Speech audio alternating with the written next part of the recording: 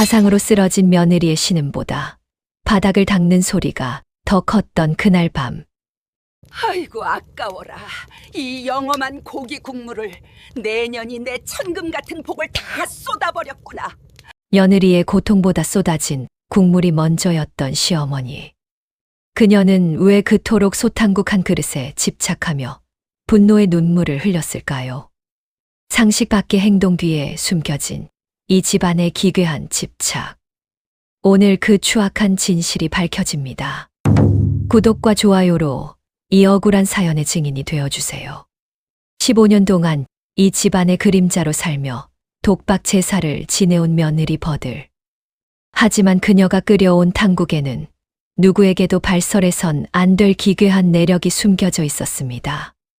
모두가 잠든 깊은 밤, 주방에서 들려온 비명소리에 온 집안이 발칵 뒤집히고 문턱을 넘은 시아버지가 목격한 차마 입에 담지 못할 충격적인 광경은 과연 무엇이었을까요? 조선 땅을 뒤흔든 그날 밤의 참혹한 진실 지금 바로 시작합니다. 고을에 이름난 세도가 김대감댁. 제사철이 다가오면 집안엔 숨소리조차 내기 힘든 서늘한 긴장감이 감돌았습니다. 김대감의 부인 박씨는 고을에서 소문난 자린고비에 지독한 시어머니를 통했으니 그녀의 눈밖에 나는 날엔 종놈들조차 뼈도 못 추린다는 말이 돌 정도였지요. 특히 집안의 큰 제사가 다가오면 박씨의 히스테리는 극에 달했습니다. 첫째와 둘째 며느리는 번듯한 친정의 권세를 핑계로 비단 몇 필과 돈 주머니만 던져놓고는 제사 당일까지 얼굴조차 비치지 않았습니다. 시어머니 박씨도 그들에게는 그저 허허 웃으며 좋은 낯을 보였지만 그 화풀이는 오롯이 몰락한 선비의 딸인 막내 며느리 버들의 몫이었습니다. 버들아, 어디 있느냐? 예, 어머니, 부엌에 있사옵니다. 버들이는 15년 전 이 집안에 시집온 날부터 단 한시도 부엌 바닥을 떠나본 적이 없었습니다. 차가운 붓두막에 앉아 불을 지피고 기름 냄새를 맡으며 그녀의 청춘은 그렇게 재가 되어갔습니다. 박씨는 버들의 거칠어진 손마디와 뒤틀린 손가락은 보이지도 않는지 그저 채근하기 바빴습니다. 네, 정성이 부족하면 조상님이 노하시고 가문의 복이 달아나는 법이다. 잠잘 생각은 말고 제수를 준비하거라. 버들은 며칠 밤을 꼬박 새워 수십 가지 제사 음식을 장만했습니다. 눈꺼풀이 천근만근 무겁고 정신이 혼미해져도 가마솥에서 뿜어져 나오는 뜨거운 김을 쐬며 자신을 채찍질했습니다. 윗동서들은 제사 당일 해가 뉘엿뉘엿질 때쯤에야 나타나 화려한 비단 옷매무새를 가다듬으며 거드름을 피웠습니다. 동서, 아직도 고기가 덜 익었나? 우리 어머니 성격 알면서 어찌 이리 꾸물거려. 박씨는 윗동서들에게는 귀한 차를 내놓으면서도 버들에게는 물 한 모금 마실 틈을 주지 않았습니다. 오히려 막내가 몸이 가벼워야 제사, 음식이 정갈해지는 법이라며 준비 기간 내내 식사조차 거르게 하는 가혹함을 보였지요. 버들의 속은 시커멓게 다 들어갔습니다. 자신의 친정 부모님 기일조차 시댁 제사에 밀려 절 한 번 올리지 못한 세월이 15년이었습니다. 어머니, 아버님 못난 딸을 용서하세요. 속으로 피눈물을 삼키며 버들은 다시 무거운 칼을 들었습니다. 박씨는 부엌을 수시로 드나들며 감시의 끈을 놓지 않았습니다. 소탕국의 기름기가 많으면 안 된다. 저는 노릇하되 타지 않아야 한다. 그녀의 목소리는 채찍보다 날카롭게 버들의 등을 후려쳤습니다. 버들의 손등엔 기름이 튀어 생긴 흉터가 자욱했고 손톱은 물에 불고 달아 문드러져 있었습니다. 그런데도 박씨는 그저 천금 같은 내 복을 내년이 망치면 안 된다는 소리만 반복했습니다. 버들아, 이게 무엇이냐? 예, 어머니, 탕국 국물이 왜 이리 맑지 않으냐? 너 혹시 중간에 국물을 떠먹은 것은 아니겠지? 박씨는 의심스러운 눈초리로 버들을 매섭게 노려보았습니다. 버들은 서러움이 목끝까지 차올랐지만 그저 고개를 숙일 뿐이었습니다. 밖에서는 남편의 발소리가 들렸지만 그 역시 어머니의 기세에 눌려 부엌 문턱 근처에도 오지 못했습니다. 버들은 생각했습니다. 나는 이 집안의 사람인가? 아니면 제사를 위해 길러지는 짐승인가? 15년의 세월 동안 그녀에게 남은 것은 굽은 허리와 지울 수 없는 화상 자국뿐이었습니다. 박 씨의 압박은 제사가 가까워질수록 더욱 모질어졌습니다. 버들아, 이번 제사는 특히 중요하다. 시아버님께서 지켜보고 계시니 한치의 오차도 없어야 한다. 버들은 휘청거리는 다리에 힘을 주며 다시 가마솥 앞으로 향했습니다. 아궁이의 불길은 버들에 타들어가는 속마음처럼 붉게 이글거렸습니다. 윗동서들은 안방에서 어머니와 하하호호 웃으며 비단이며 패물 이야기를 나누고 있었습니다. 어머니, 저도 사람입니다. 저도 배가 고프고 부모님이 보고 싶습니다. 버들의 눈물 한 방울이 뜨거운 바닥에 닿아 치익 소리를 내며 증발했습니다. 시어머니는 탕국솥 옆을 절대 떠나지 말라 명했고 버들은 가마솥 뚜껑을 움켜쥐며 15년의 한을 가슴 깊이 눌러 담았습니다. 시조부의 제삿날 아침이 밝았으나 김대감 댁 부엌의 공기는 평소보다 훨씬 더 무겁고 습했습니다. 며칠 밤을 꼬박 새우며 수십 가지 재수를 홀로 장만해온 버들은 결국 탈이 나고 말았습니다. 아침에 눈을 떴을 때 버들은 자신의 몸이 천근만근 무거운 쇳덩이가 된 것만 같았습니다. 이마는 펄펄 끓는 아궁이처럼 뜨거웠고 숨을 쉴 때마다 가슴 속에서 마른 기침이 터져 나왔지요. 서 있기는커녕 눈을 뜨는 것조차 힘겨운 고열이 온몸을 덮쳤습니다. 하지만 버들은 쉴 수가 없었습니다. 오늘이 지나면 끝난다는 생각으로 떨리는 손을 짚으며 몸을 일으키려 애썼습니다. 그때 부엌 문이 거칠게 열리며 시어머니 박 씨가 들이닥쳤습니다. 내 이놈 버들아, 제삿날 아침에 어디 감히 시체처럼 누워있느냐? 박 씨는 알아누운 버들의 옆구리를 버선발로 사정없이 걷어찼습니다. 둔탁한 타격음과 함께 버들이 바닥으로 굴러떨어졌지만 박 씨의 분노는 식을 줄 몰랐습니다. 어머님, 죽을 죄를 지었습니다. 몸이 너무 뜨겁고 정신이 혼미하여 잠시 감히 어디서 말대답이냐. 조상님 탕국에 김이 빠지면 가문의 수치인 것을 정녕 모른단 말이냐. 네, 년의 몸뚱이가 불덩이든 얼음덩이든 내 알 바 아니다. 당장 일어나 탕국솥 앞에 앉거라. 버들은 휘청거리는 몸을 이끌고 다시 아궁이 앞에 앉았습니다. 아궁이에서 뿜어져 나오는 열기는 고열에 시달리는 버들에게는 지옥의 불길과도 같았습니다. 눈앞이 뱅글뱅글 돌고 식은땀이 비 오듯 쏟아져 시야를 가렸습니다. 박 씨는 그 옆에서 팔짱을 낀 채 서슬퍼런 눈으로 감시를 멈추지 않았습니다. 오늘 올릴 소탕국은 우리 집안의 100년 내력이 담긴 영험한 제수다. 국물이 조금이라도 줄어들거나 맛이 변하면 내 년은 오늘로 끝인 줄 알아라. 한치의 오차도 없이 가마솥에서 눈을 떼지 마라. 박 씨의 목소리는 버들의 귓가에서 윙윙거리는 소음처럼 들렸습니다. 버들은 가마솥 뚜껑 사이로 새어나오는 하얀 김을 멍하니 바라보며 주걱을 쥔 손에 힘을 주었습니다. 가마솥 안에서는 큼직한 소고기와 무가 펄펄 끓으며 구수한 냄새를 풍겼지만 버들에게는 그 냄새조차 역겨운 비린내로 느껴졌습니다. 시간이 얼마나 흘렀을까요? 부엌 안의 열기와 버들의 체온이 뒤섞여 공기는 숨이 막힐 듯 답답해졌습니다. 박 씨는 잠시 윗동서들을 챙기러 안방으로 나갔고 부엌에는 오직 버들과 끓어오르는 손만이 남았습니다. 버들은 순간적으로 눈앞이 캄캄해지는 것을 느꼈습니다. 웅성거리는 환청이 들리고 발밑의 바닥이 푹 꺼지는 듯한 착각에 빠졌습니다. 아, 어머니!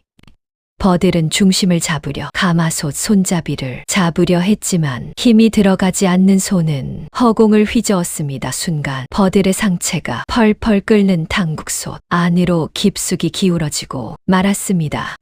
악! 짧고 날카로운 비명이 부엌을 찢었습니다. 솥 안에 가득했던 뜨거운 소탕국이 버들의 팔과 옆구리 위로 쏟아져 내렸습니다.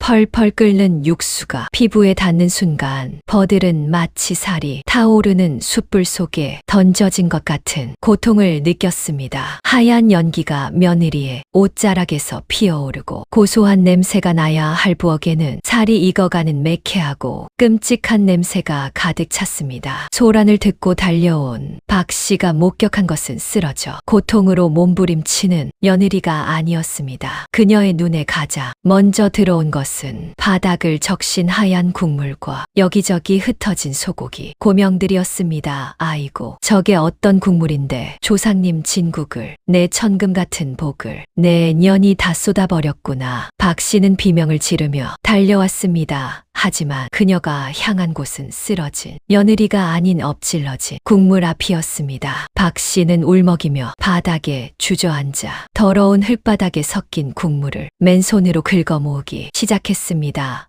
아까워라. 이 아까운 것을 내 년이 기어이 우리 집안을 망치려고 작정을 했구나. 이 영험한 제사 음식을 흙바닥에 버리다니. 버들은 화상을 입은 부위가 짓무르는 고통 속에서도 시어머니의 그 비정한 목소리를 들어야 했습니다. 시어머니, 박 씨에게 며느리의 생명 따위는 안중에도 없었습니다.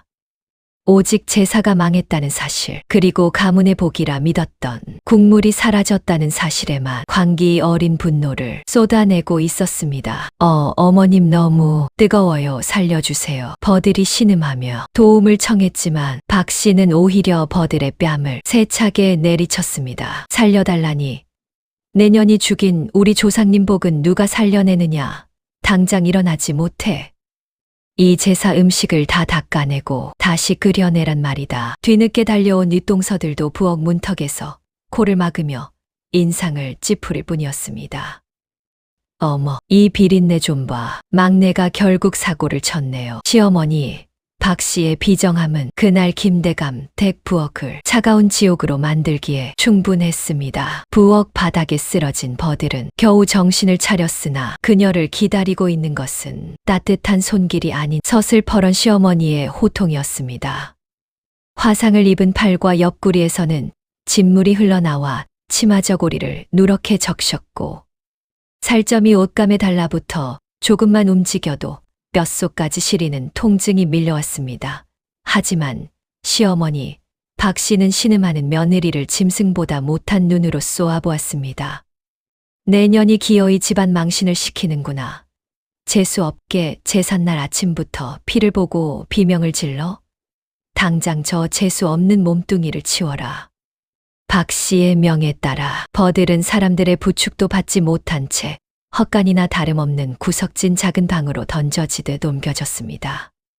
방 안에는 냉기만 가득했고 며느리는 그곳에서 거친 숨을 몰아쉬며 고열과 통증에 시달렸습니다. 정신이 혼미해진 버들은 죽은 친정어머니의 이름을 부르며 헛소리를 내뱉었지만 그 소리를 들어주는 이는 아무도 없었습니다. 그 시각 부엌에서는 더욱 기괴한 광경이 펼쳐지고 있었습니다. 박 씨는 하인들을 불러 모아 흙바닥을 가리키며 서늘하게 명령했습니다. 무엇들 하느냐. 저기 떨어진 고기, 고명들을 하나도 남김없이 다 주워 담아라. 흙만 털어내고 깨끗한 물에 여러 번 씻으며 다시 쓸 수 있다. 조상님께 올릴 영험한 제수를 어찌 버린단 말이냐. 하인들은 경악하며 서로의 눈치만 보았지만 박 씨의 서슬퍼런 기세에 눌려 더러운 바닥을 기며 제사 음식 조각들을 줍기 시작했습니다. 며느리의 살이 타들어간 국물에 젖었던 고기를 다시 씻어 제상에 올리겠다는 박 씨의 집착은 이미 상식을 넘어선 광기였습니다. 사고 현장을 지켜보며 인상을 찌푸리던 윗동서들은 버들이 실려 나가자마자 약 한 첩 챙겨주기는커녕 안방으로 자리를 옮겨 자신들의 안위만 걱정했습니다. 비단 옷자락을 여미며 코를 찌푸린 그들은 헛간 근처에는 얼씬도 하지 않았습니다. 막내가 참으로 부주의하네요. 덕분에 우리 어머니 혈압만 오르시고 어른들 시장하시게. 이게 무슨 민폐랍니까? 제 실력에 과한 제사 음식을 맛더니 결국 사다를 내는군요.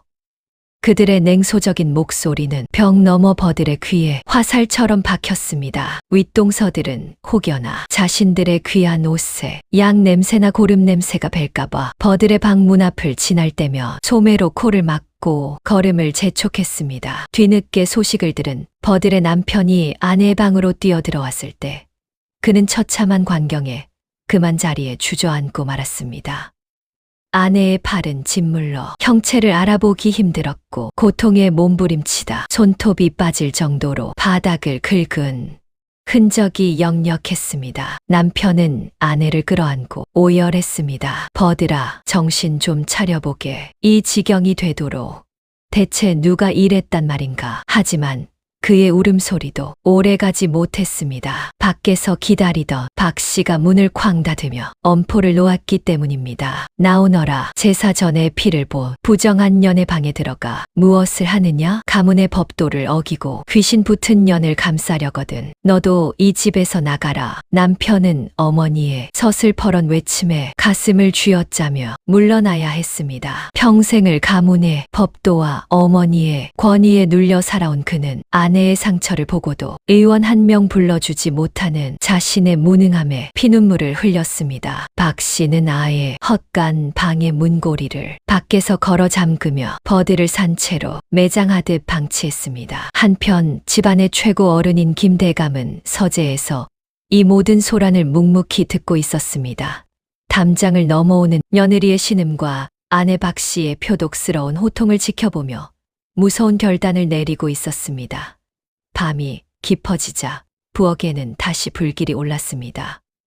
며느리가 비명을 지르던 그 아궁이 위에 다시 솥이 걸리고 흙 묻은 고기를 씻어 끓이는 기괴한 탕국 냄새가 온 집안에 진동했습니다. 제사 음식을 맛보며 만족스러운 미소를 짓는 박 씨와 동서들의 모습은 어둠 속에서 번뜩이는 귀신들의 잔치와 다를 바 없었습니다.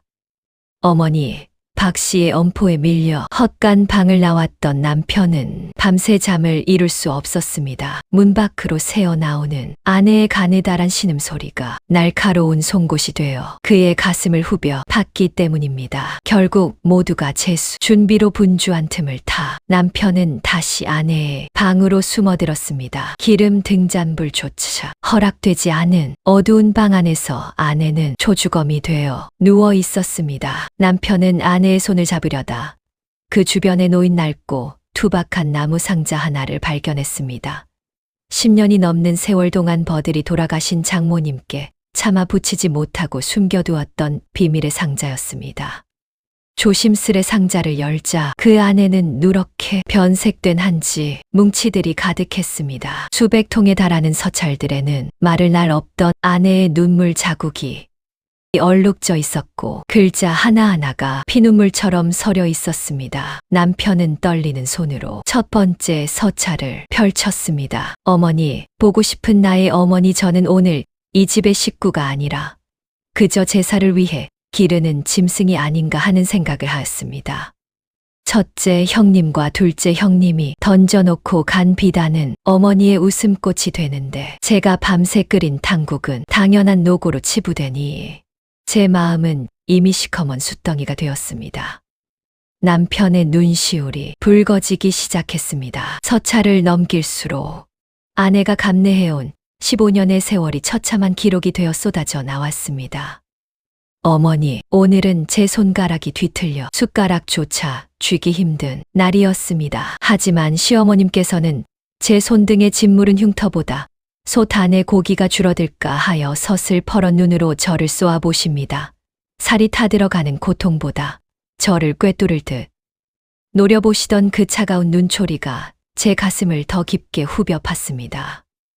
어머니, 사람이 귀신보다 무섭다는 말을 이제야 알 것 같습니다. 저들이 조상님께 올리는 정성은 사실 자신들의 탐욕을 채우기 위한 수단이 아닙니까? 저는 그것을 지키는 이름 없는 노예에 불과합니다. 남편은 가슴을 쥐어짜며 다음 서찰을 읽어 내려갔습니다. 최근에 쓴 듯한 종이에는 차마 읽기 힘든 참담한 고백이 적혀 있었습니다. 어머니, 저는 이제 더 이상 버틸 힘이 없습니다. 제 혼이 탕국 김에 섞여 사라진다 해도 저들은 국물 맛이 변했다며 저를 탓하겠지요. 15년 동안 버들이 홀로 감내한 멸시와 수모, 그리고 남편인 자신조차 방관하며 외면했던 고통이 글자마다 피고름처럼 맺혀 있었습니다. 남편은 자신이 아내의 비명을 듣고도 가문의 법도라는 허울 뒤에 숨어 아내를 사지로 몰아넣었다는 자책감에 온몸을 떨었습니다. 그는 소리 죽여 오열하며 상자 속 서찰들을 하나하나 가슴에 품었습니다. 아내의 차가운 손을 잡으며 그는 나지막이 읊조렸습니다. 버들아, 내가 미안하구나. 내가 죽일 놈이다. 이 가당치도 않은 연극을 내가 끝내야겠다. 남편의 눈에는 이제 슬픔 대신 서슬퍼런 광기가 서리기 시작했습니다. 그는 결심한 듯 수백 통의 서찰 뭉치를 소중히 품 안에 넣고 방을 나섰습니다. 발걸음은 무거웠으나 망설임은 없었습니다. 그가 향한 곳은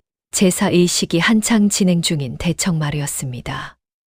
대청마루 위에는 며느리의 피눈물로 장만한 화려한 제사 음식들이 가득 차 있었습니다. 시어머니 박 씨와 윗동서들은 제주가 잔을 올리기도 전에 몰래 고기 고명을 집어 먹으며 탐욕스럽게 입을 놀리고 있었습니다. 그들은 헛간에 갇힌 며느리의 생사 따위는 잊은 지 오래인 듯 제사 음식이 풍성하다며 서로를 지켜세우고 있었지요. 그 광경을 목격한 남편의 눈은 분노로 이내 핏발이 섰습니다. 사람의 도리는 잊은 채 귀신에게 복을 비는 그들의 가식적인 모습이 탕국 냄새보다 역겹게 느껴졌습니다. 남편은 품 안에 서찰을 꽉 움켜쥐며 대청마루로 뛰어나갔습니다. 이제 이 집안을 지탱해온 가짜 정성과 비정한 법도가 무너져 내릴 시간이 다가오고 있었습니다. 대청마루에는 수십 개의 촛불이 일렁이며 기괴할 정도로 화려한 제사상을 비추고 있었습니다.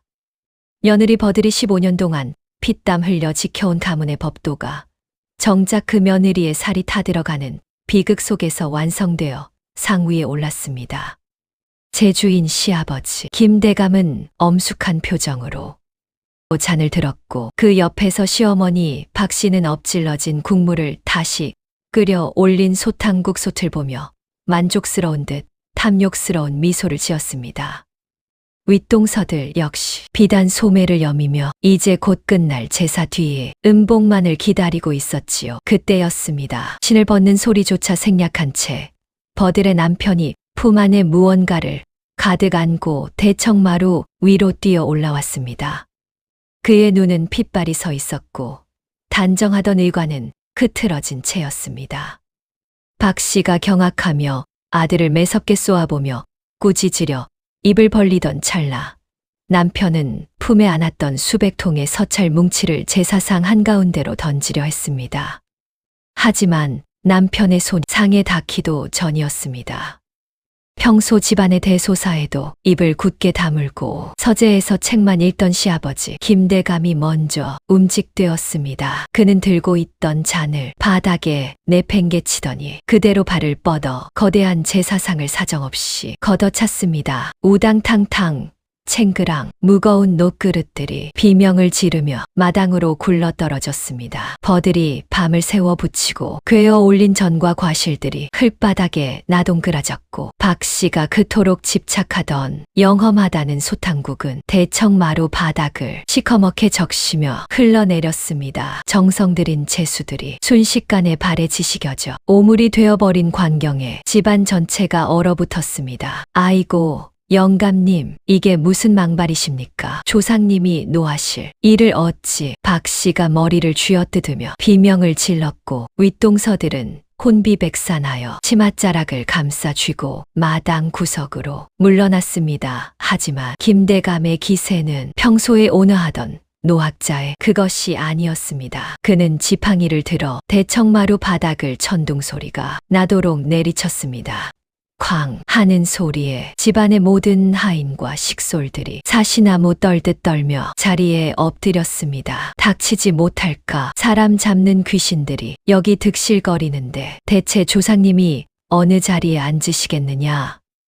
김대감의 사자우가 밤 공기를 가르며 울려 퍼졌습니다. 그의 시선은 바들바들 떨고 있는 아내 박 씨를 향했습니다. 내 2년, 15년을 종처럼 부려온 막내 며느리가 부엌에서 살이 타들어가며 신음을 하는데 너희는 그 고기가 아까워 다시 씻어 올렸느냐? 며느리의 피땀과 고통이 범벅된 이 더러운 국물을 감히 조상님께 올리는 것이 가당키나 하단 말이냐? 김대감의 일갈에 박 씨는 입을 뻥긋거렸으나 아무런 대꾸도 하지 못했습니다. 김대감은 마당에 굴러다니는 소탕국 고기 조각을 가리키며 서슬퍼런 살기를 뿜어냈습니다. 죽은 이의 넋을 기린답시고 산 사람의 혼을 갉아먹는 이 짓거리가 정령 제사더냐? 이것은 제사가 아니라 탐욕스러운 귀신들의 잔치일 뿐이다. 내 집안에 이런 추악한 위선이 판을 치고 있었는데 내 어찌 제주 노릇을 한단 말이냐? 시아버지가 내뱉는 한마디 한마디는 윗동서들의 심장에도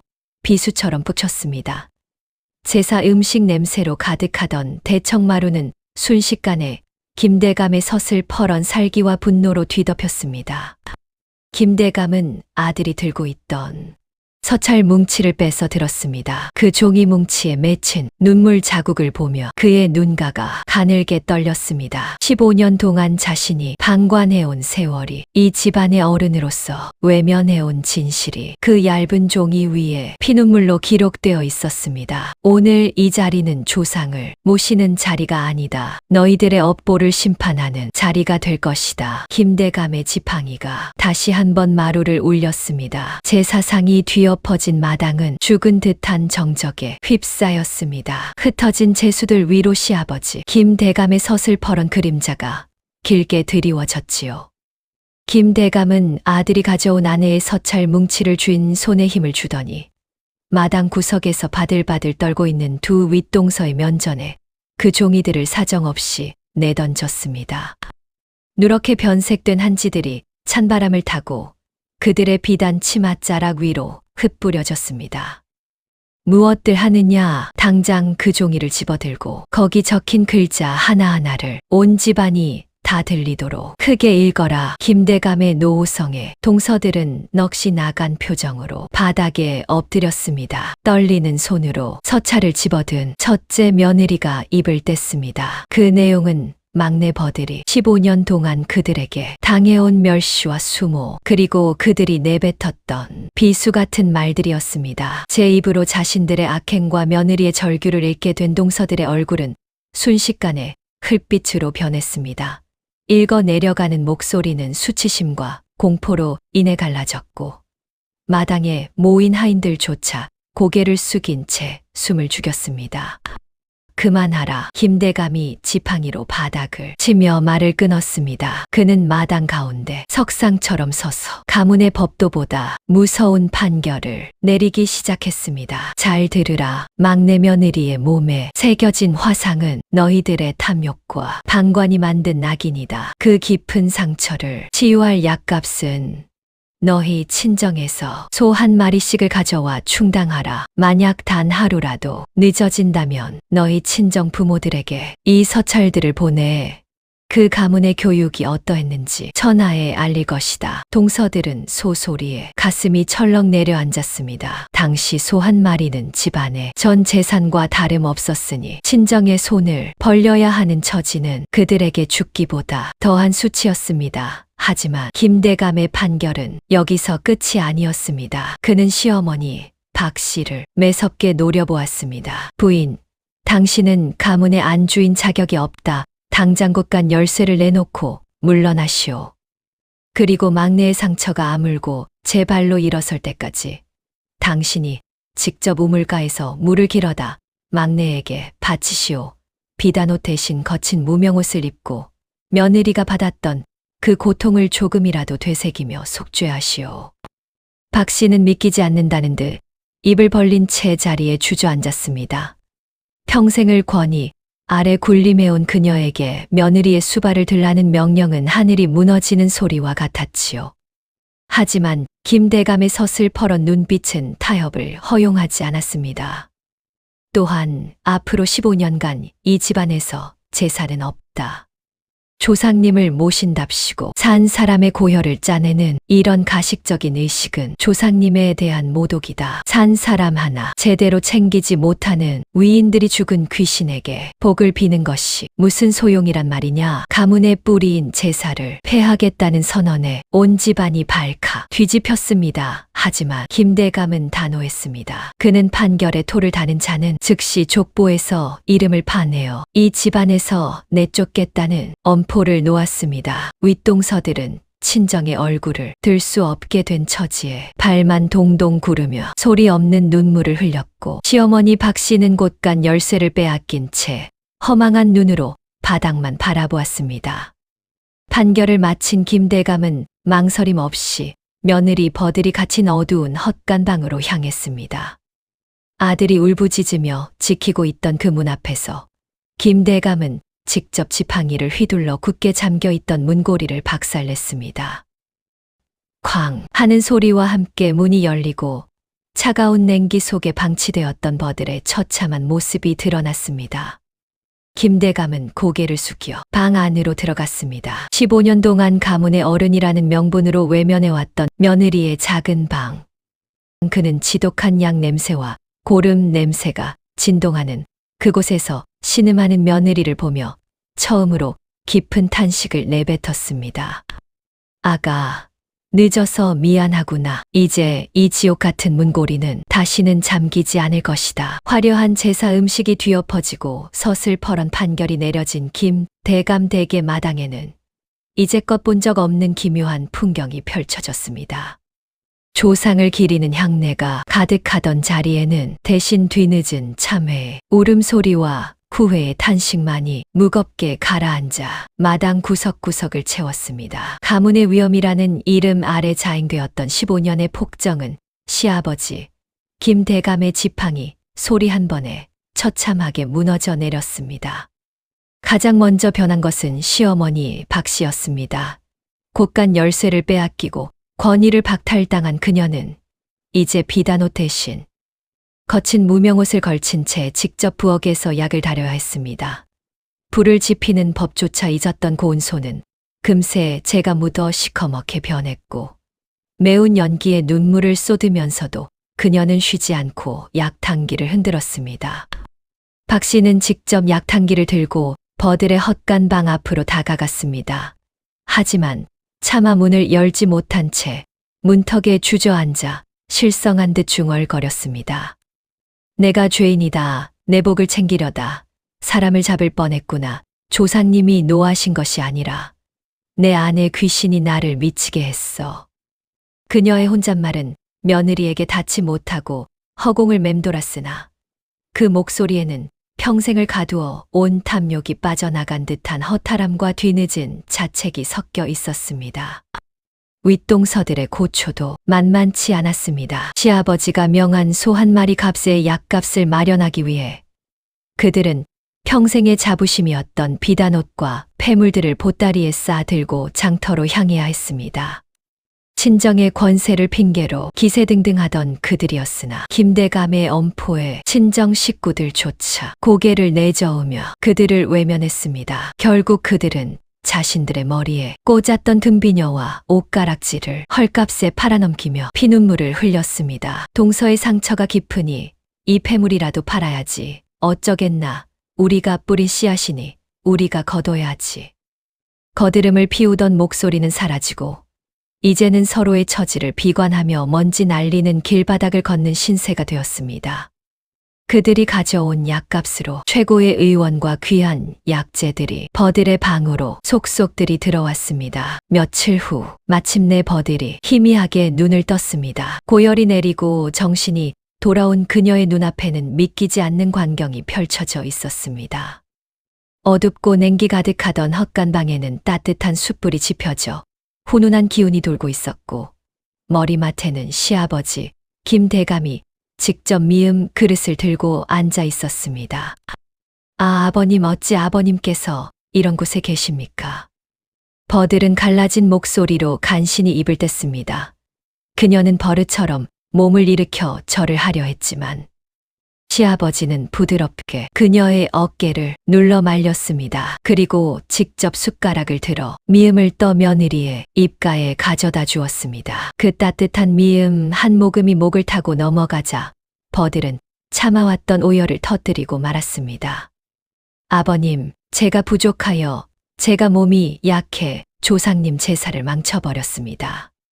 죽을 죄를 지었습니다. 자신의 상처보다 제사를 망친 것을 먼저 걱정하는 며느리의 고결한 마음씨에 시아버지 김대감은 아무 말 없이 조용히 눈물을 훔쳤습니다. 그는 떨리는 목소리로 아내와 동서들이 차마 하지 못한 사죄를 대신 전했습니다.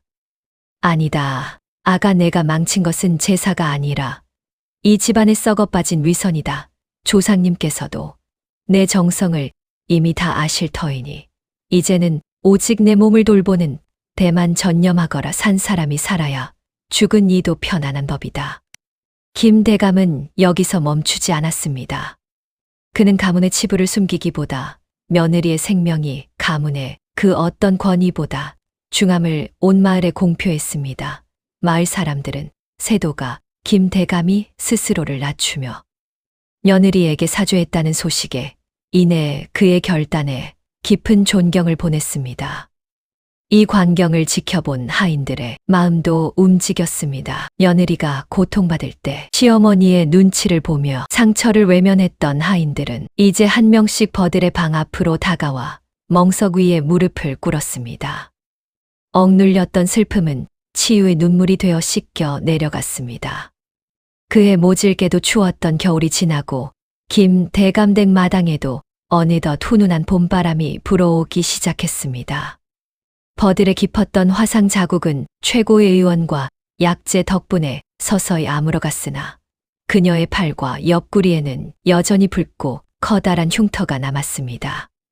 하지만 버들은 더 이상 그 흉터를 부끄러워하거나 감추려 하지 않았습니다. 그것은 15년의 인고를 견뎌내고 가문의 잘못된 관습을 깨뜨린 용기 있는 여인만이 가질 수 있는 훈장과도 같았기 때문입니다. 시아버지 김대감은 자신의 선언을 단 한치의 오차도 없이 실행에 옮겼습니다. 조상을 모신다는 핑계로 산 사람의 고혈을 짜내던 허례허식뿐인 제사는 완전히 폐지되었습니다. 대신 그는 제사 때 쓰이던 막대한 비용을 모두 털어 고을의 가난하고 굶주린 백성들을 먹이는 큰 잔치를 정례화했습니다. 조상님께서 진정으로 기뻐하실 일은 자손들이 배불리 먹고 이웃과 덕을 나누는 것이다 라는 그의 가르침은 고을 전체에 큰 울림을 주었습니다. 집안의 권력 구도 역시 완전히 뒤바뀌었습니다. 시어머니 박 씨는 곧간 열쇠를 버들에게 넘겨준 뒤 이제는 뒤로 물러나 조용히 여생을 보내게 되었습니다. 버들은 이제 이 집안의 명실상부한 안주인이 되어 살림을 도맡았습니다. 그녀는 윗동서들에게 과거와 같은 모진 압박을 가하지 않았습니다. 대신 그들에게 쌀을 씻고 나무를 다듬는 일부터 시작하여 노동이 가진 신성한 가치와 땀의 소중함을 천천히 가르쳤습니다. 거드름을 피우던 윗동서들은 이제 화려한 비단옷 대신 수수한 무명옷을 입고 부엌일을 배웠습니다. 처음에는 거친 손마디와 매운 연기에 눈물을 흘리기도 했지만 자신들이 지은 밥을 먹고 고마워하는 사람들의 미소를 보며 점차 지난날의 잘못을 씻어내려 노력했습니다.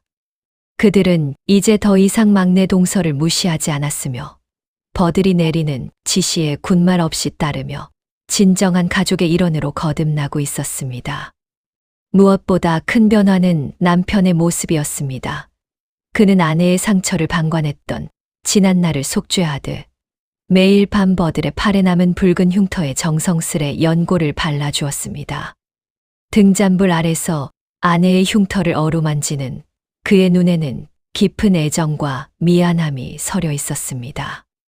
그는 버들의 손을 꼭 잡으며 평생 그녀의 곁을 지키고 다시는 외롭게 두지 않겠노라 매일같이 맹세했습니다.